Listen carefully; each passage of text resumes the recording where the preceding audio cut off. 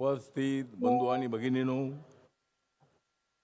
Chhatrapati Shivaji Maharaj doctor Babasaheb आंबेडकरांना विनम्र भावे अभिवादन करून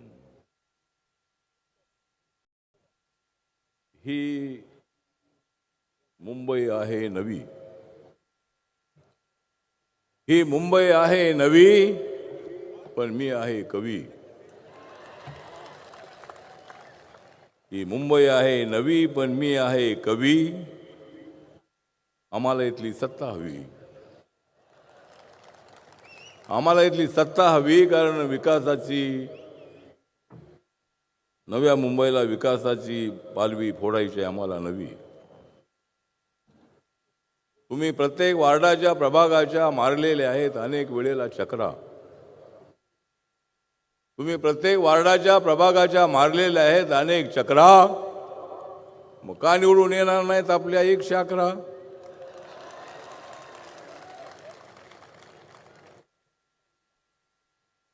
इथे चालणार नाही ठाकरे बंधूंचा नकरा, इथे चालणार नाही ठाकरे बंधूंचा नकरा. म्हणूनच बीजेपीच्या निवडून येणार आहेत.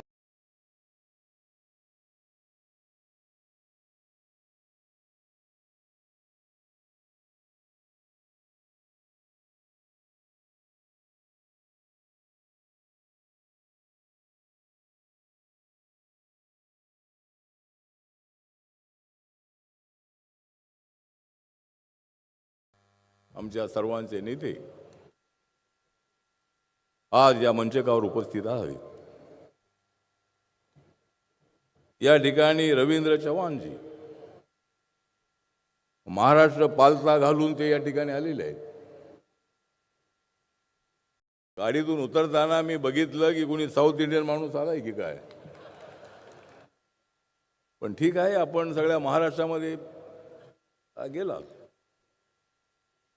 आणि अनेक दिग्गजांना एक जबरदस्त अशा पद्धतीचा धक्का देण्याचा आपण प्रयत्न केला. अनेक लोक बीजेपीमध्ये आपण आणले आणि नरेंद्र मोदींच्या नेतृत्वाखाली चाललेला विकासाचा जो गाडा आहे तो गाडा अजूनही गतिशीलतेने पुढे घेऊन जाण्याचा आपण प्रयत्न केला. या ठिकाणी गणेश नाईक साहेब आहेत. विकासाला गती देणार अशा पद्धतीचा माणूस,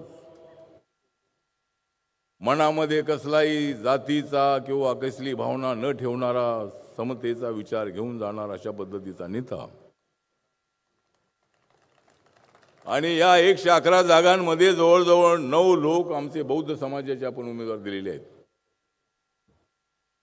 पण त्यातले 1-2 आरपीआयचे दिले असते तर बरं झालं असतं.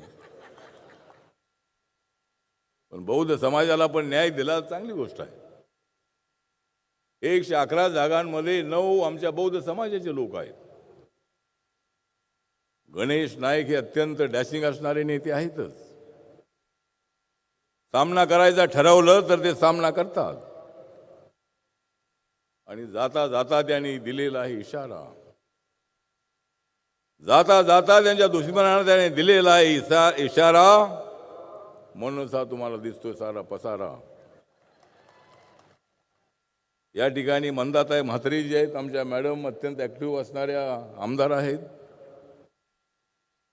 भारतीय जनता पार्टी बरोबर अत्यंत प्रामाणिकपणाने त्या अत्यंत चांगल्या पद्धतीचं काम करत आहेत.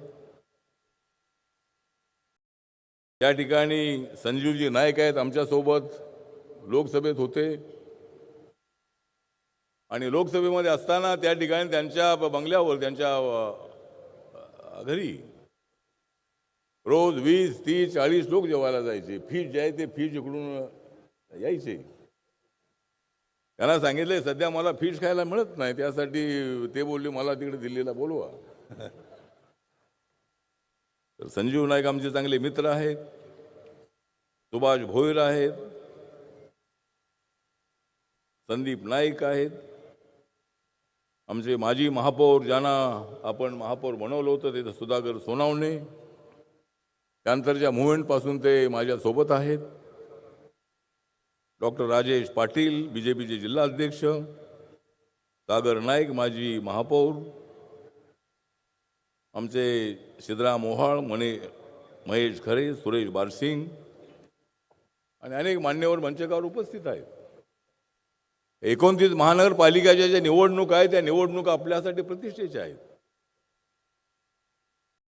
नरेंद्र मोदी साहेबांच्या नेतृत्वाखाली देश विकासाच्या दिशेने फार पुढे जातो आहे.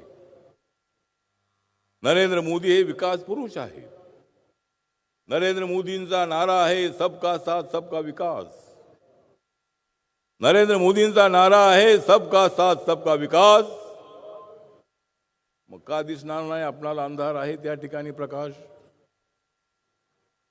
अंधाराच्या ठिकाणी प्रकाश निर्माण करण्याचं सामर्थ्य असणारा एक जबरदस्त नेता, विकास अत्यंत महत्वाचा मानून प्रत्येक खालच्या माणसाला वरती आणणारा माणूस. त्यांच्या 10 वर्षाच्या काळामध्ये 25 कोटी लोक गरीब रेषेच्या वर आले.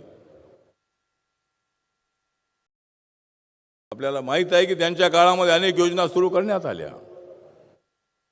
बाबासाहेब आंबेडकरांच्या चैत्यभूमीच्या बाजूला असणाऱ्या इंदू मिलच्या जागेची मागणी गेल्या 20 वर्षापासून होत होती, 20-25 वर्षापासून होत होती. काँग्रेसच्या काळामध्ये ती जागा मिळाली नाही. 3600 कोटी रुपये किमतीची जागा आहे. बाबासाहेबांसाठी कोटीचा विषय नाही. देवेंद्र फडणवीस 2014ला मुख्यमंत्री असताना ते आणि मी त्यांना जाऊन भेटलो आणि ताबडतोब NTCला सांगितलं आणि ती जागा ताबडतोब मिळाली.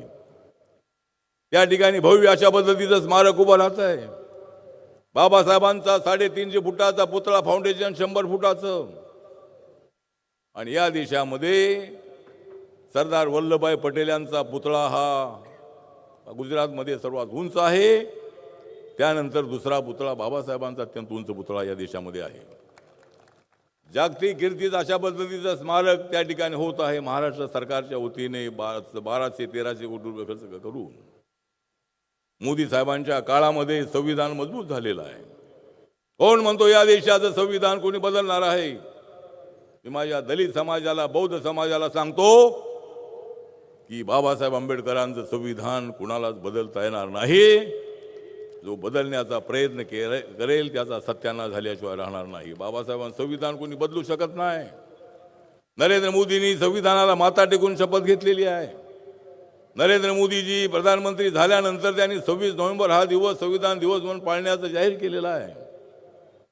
प्रत्येक त्यांच्या पार्लमेंटच्या भाषणामध्ये, अनेक ठिकाणच्या भाषणांमध्ये बाबासाहेबांचं नाव ते घेतात. आणि हे काँग्रेसवाले बाकीचे लोक म्हणतायत की हे संविधान बदलणार.